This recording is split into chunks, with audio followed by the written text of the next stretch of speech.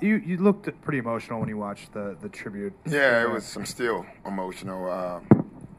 You know, I thought the fans were.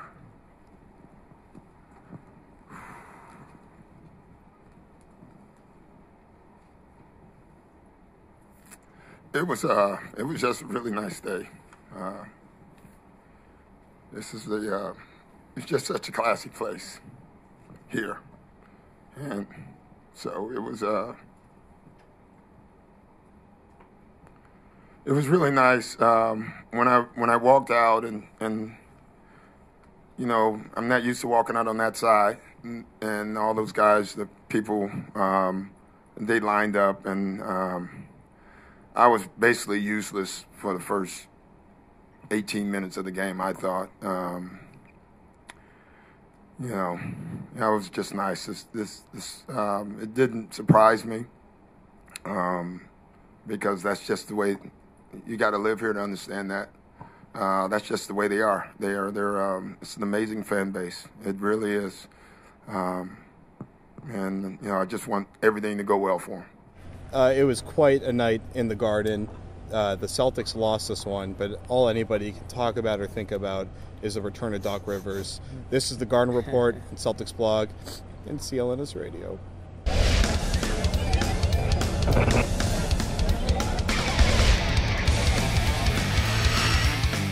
So yeah, the Clippers won this game, but we're going to talk about. We're actually going to save the highlights for the second video. We're just going to start off with Doc. You saw him tearing up off the top.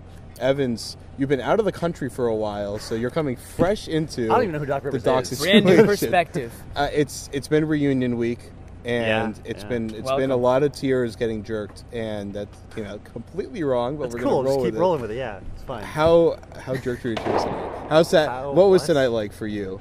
For me, yeah. I mean, it was tough. You see Doc coming back, and we all worked with Doc for years. We remember having him around, and we remember all the lame jokes and all the wisecracks and all. There were a couple funny jokes in there. Sure, I think it's funnier than you do. Yeah. Yeah. You're we much more cynical than me. Yeah. But I mean, we remember working with Doc, and we have fond memories of it. And whether he left on the best terms or not, it doesn't matter. That was all in the past, and he's back, and it was tough seeing him on another team. It was a rough night, but it was good to see him, and it was good to work with him one more time, and I don't know what else to say. It was tough. Yeah, I agree with what you said. I think that there are some things in sports that are bigger than sports, and that would be the relationship that not only he has with us or with players, but with the fans and with Boston. I mean, it kind of went beyond sports. I mean, Doc kind of has this personality where everyone kind of feels like they're his best friend. You know what I mean? Like, he's just that type of guy. Like, you're in the same room with him. Like, he kind of lights up the room. He's joking. He's cracking. He's got a story to tell. Or, he's very captivating. And it's the same Doc. It really was when he was here tonight. And you could tell that he was emotional coming in. I think in the shoot-around this morning, I wasn't here, but I think people got that idea. It was weird for him coming in through the other entrance and walking out that way. Said that multiple times. Yeah, he's in the visitors' locker room. And I think a part of him was I think he thought that he was going to get a standing ovation, but I think maybe a small part of him thought, well, what if this goes terribly wrong? What if I really blew it and tarnished my legacy here by the way things ended? But I think tonight was sort of it was a great thing for him because he can now move forward and say, I did so many great things here for the Celtics, and the fans appreciate me, they respect everything that I've done here. And I think it was like validation for all that thing tonight, and it was great to see. I thought the tribute was nice, and I mean, a good foreshadowing for that was during the pregame press conference, where one guy walking by just screamed, "I love you, Doc," in the middle of that press conference. Because going into that press conference, I was going to ask, do you think the fans are going to cheer for you when you come out there?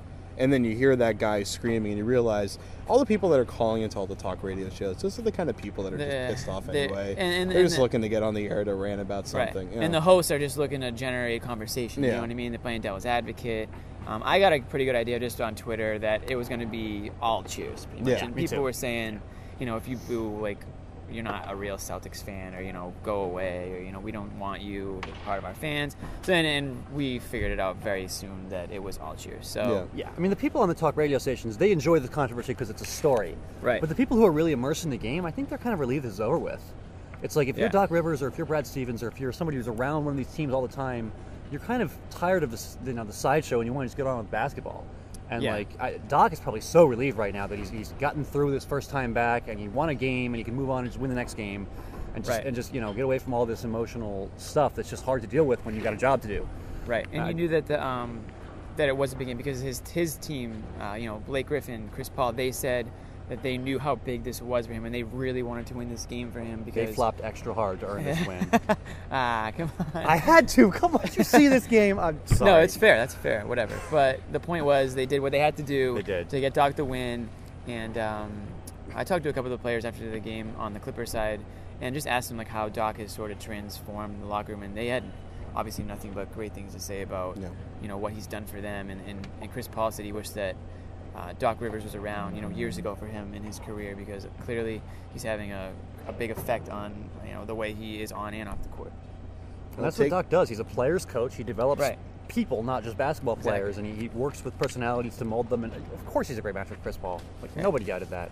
Right. Yeah. And the way his players feel about him is the same way the fans feel about him, and the same way, his former players and former coaches and guys that, security guards, everyone feels the same way about Doc, so there really was no question that he was going to get the reception that he did tonight. Well, with Doc, it's the culture that he brings. He develops a winning culture. The thing that struck me tonight was, before the game, there was, in front of J.J. Redick and Matt Barnes' fake lockers, because they're both injured, they weren't with the team, there was this gigantic case, like the size of this table, just filled with protein bars. Yeah, I saw that. Yeah. And another one was like candy. Exactly. Well, weird. Yeah, I think it was gum over there. But I'm assuming the protein bars have to do with the fact that Doc is really focused on conditioning with his team. That was something the Clippers, they needed to be more of a running team. There's a misconception about them. You didn't see it last year in the Celtics, at least unless it was in the back. I don't know. I know Rondo or Courtney Lee always has his PB&J sandwich, so there's That's that. true. Yeah, but the Celtics have their facilities, so they can put it. They don't have to put it right in the locker room.